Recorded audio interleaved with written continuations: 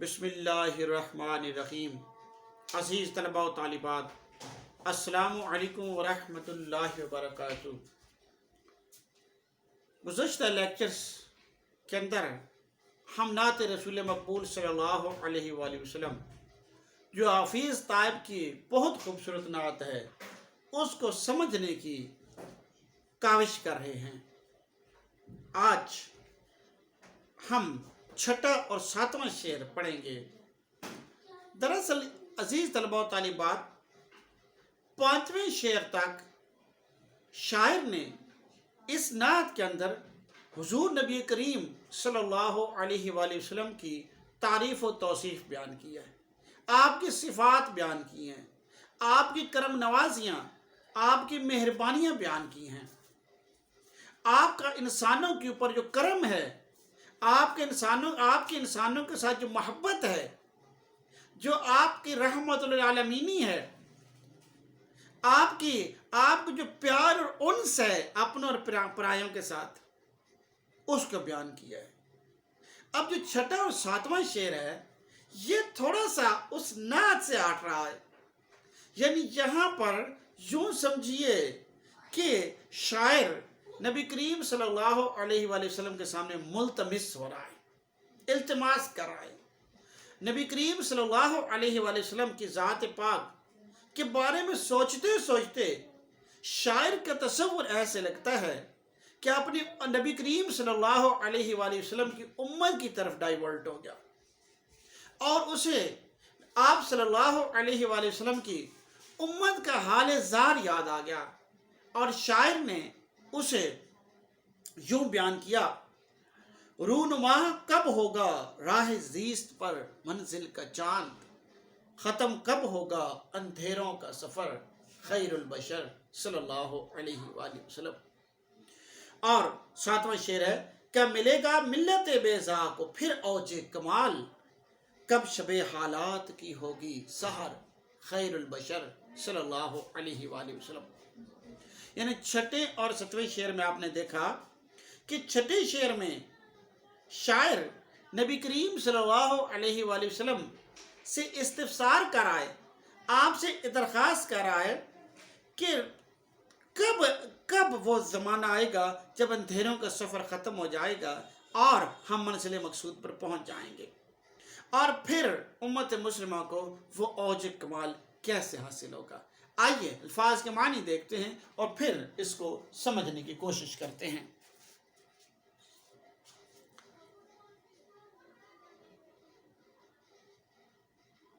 अल्फाज के मानी देखिए, रूनुमा होना, हल लुगत रूनुमा होना, जाहिर होना, राह ज़ीस्त जिंदगी की राहों पर, जिंदगी में अंधेरों का सफ़र, तारीकियों का सफ़र, मिल्लत बेज़ा रोशन मिल्लत, चमकती हुई मिल्लत यानी मुसलमान, औज कमाल बुलंद तरीन मकाम, बुलंदी, शब हालात, हालात की काली रात, बुरे हालात, बदतरीन हालात।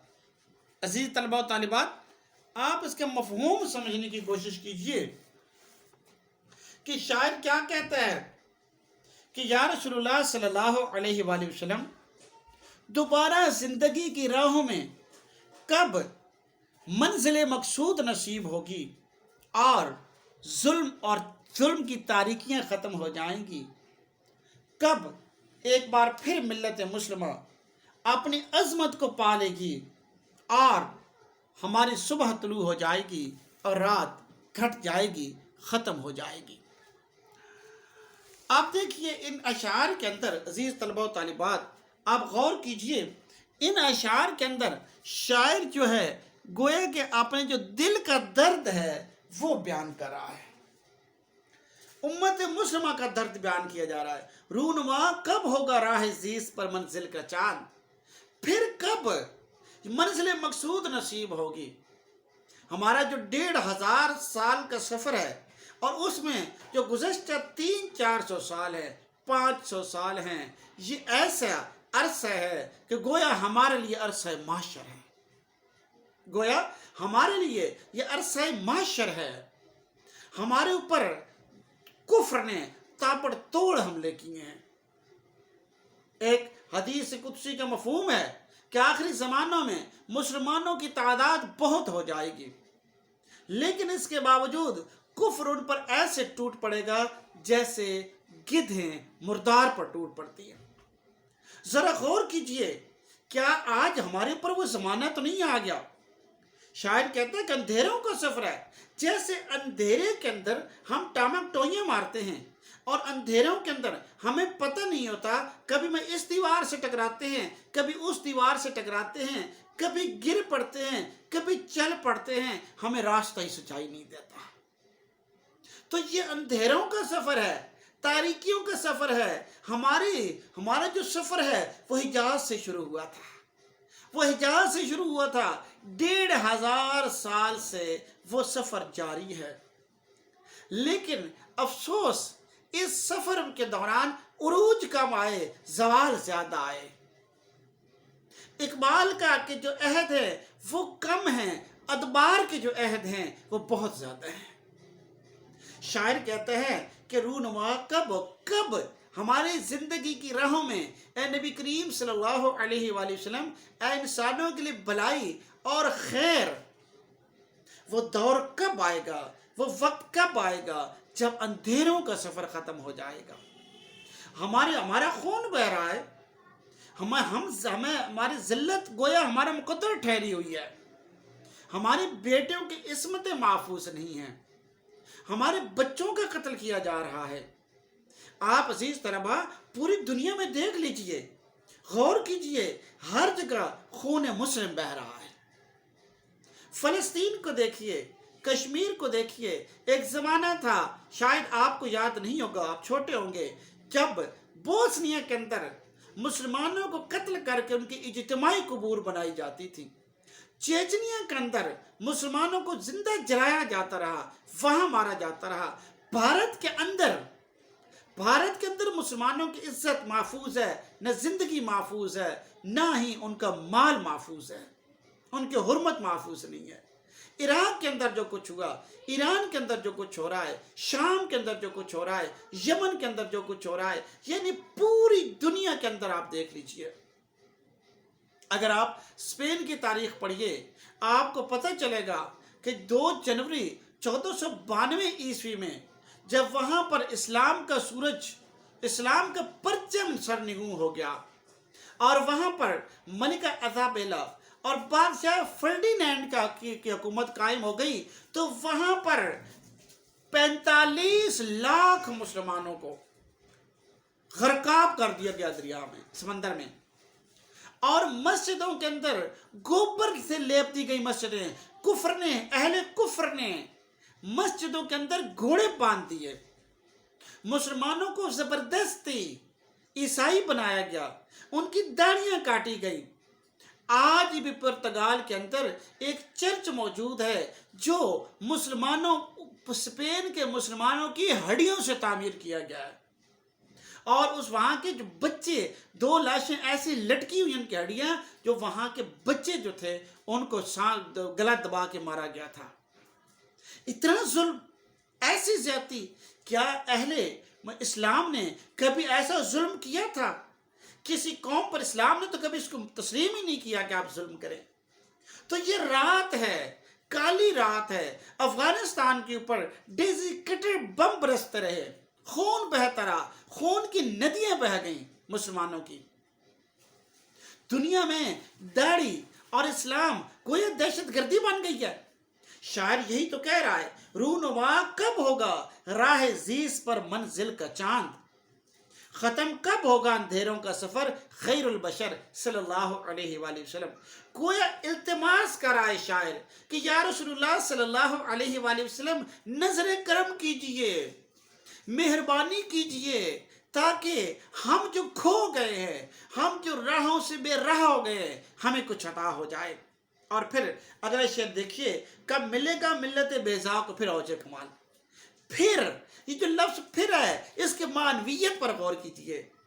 शायर अपने माजी को याद कर रहा है, अपने अहद गुज़श्ता को याद कर रहा है, अपनी दास्तानी पारीना को दोहरा रहा है कि एक जमाना था جب ہمیں اوج کمال حاصل تھا وہ زمانہ رسول اللہ صلی اللہ علیہ وآلہ وسلم کا زمانہ تھا۔ وہ خلافت راشدہ کے تطہیر مند اور عظیم الشان سال تھے جب ہمیں اوج کمال حاصل ہوا تھا، جب ان قوموں نے غالب قوموں کی تہذیب کو مغلوب قومیں اپنا لیتی ہیں، ان کی زبان کو اپنا لیتی ہیں، ان کے کلچر کو اپنا لیتی ہیں۔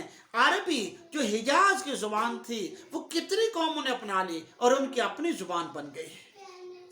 جو اسلام کا کلچر تھا وہ کتنی قوموں نے اپنا لیا اور وہ ان کا کلچر بن گیا۔ آج ہم برِ صغیر کے مسلمان، پاکستان کے مسلمان کیا سور کھانا پسند کرتے ہیں؟ ناممکن ہے۔ غالب نے کہا تھا میں آدھا مسلمان ہوں آدھا کافر ہوں، پیتا ہوں لیکن سور نہیں کھاتا۔ تو عزیز طلباء و طالبات، کبھی ہمیں اوج کمال حاصل تھا۔ میں آپ کو بتاؤں، ایک دفعہ صلاح الدین ایوبی رحمۃ اللہ علیہ کے دور میں زلزلہ آیا۔ اسلامی سلطنت کے کچھ حصہ جو عیسائی سلطنت کے بالکل ساتھ تھا وہ گر گیا، لیکن اہل کفر کو یہ ہمت نہ ہوئی کہ اسلامی سلطنت کے اندر قدم رکھ سکیں، حالانکہ صلاح الدین ایوبی کی فوجیں وہاں سے بہت دور تھیں۔ ذرا صلیبی جنگوں کا نقشہ ذہن میں لائیے اور صلیبی جنگوں کے دور کو دہرائیے، آپ اس تاریخ کو پڑھیے، آپ کو پتہ چلے گا کہ کس طرح اہل کفر مجتمع ہوئے، اکٹھے ہوئے، ایک ہوئے اور کتنا پیسہ اس میں اکٹھا کیا گیا، کتنی دولت اکٹھی کی گئی، کتنی افرادی قوت کو مجتمع کیا گیا اور ایک ہی منزل، ایک ہی جو ان کا نعرہ تھا وہ لے کر نکلے تھے کہ ہم اسلام کو مٹا دیں گے، اسلام کے بچے کو ختم کر دیں گے۔ لیکن عزیز طلباء و طالبات، ایسا ہو نہیں سکا، ایسا ہوا نہیں ہے۔ تو اوج کمال وہاں صلاح الدین ایوبی تھا، وہاں نور الدین زنگی کی تلواریں کبھی چمکا کرتی تھی اور صلاح الدین ایوبی نے بیت المقدس ان سے چھین لیا، جنہوں نے یہ نعرہ لگایا تھا کہ ہم اسلام کا نام و نشان مٹا دیں گے۔ بعد میں آنے والوں نے بھی یہی نعرے لگائے۔ تو کبھی ہمیں اوج کمال حاصل تھا۔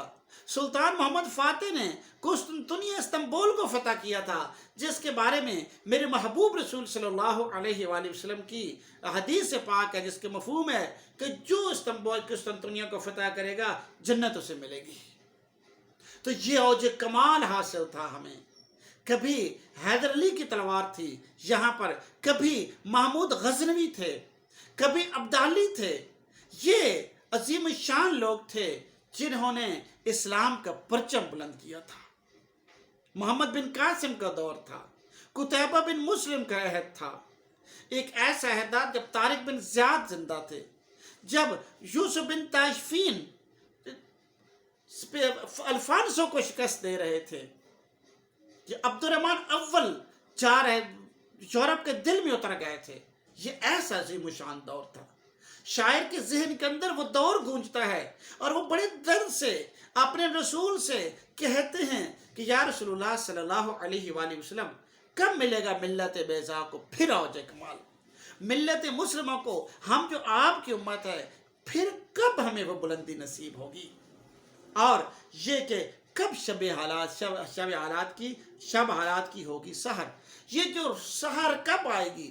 ہم تو اندھیرے میں ہیں، ہم تو تاریکیوں میں ٹمک ٹوئیاں مار رہے ہیں، ہم تو تاریکیوں میں برباد ہو گئے، ہماری تو نسلیں کھیت نہیں۔ سحر کب ہوگی؟ سورج کب نکلے گا؟ روشنی کب پھیلے گی؟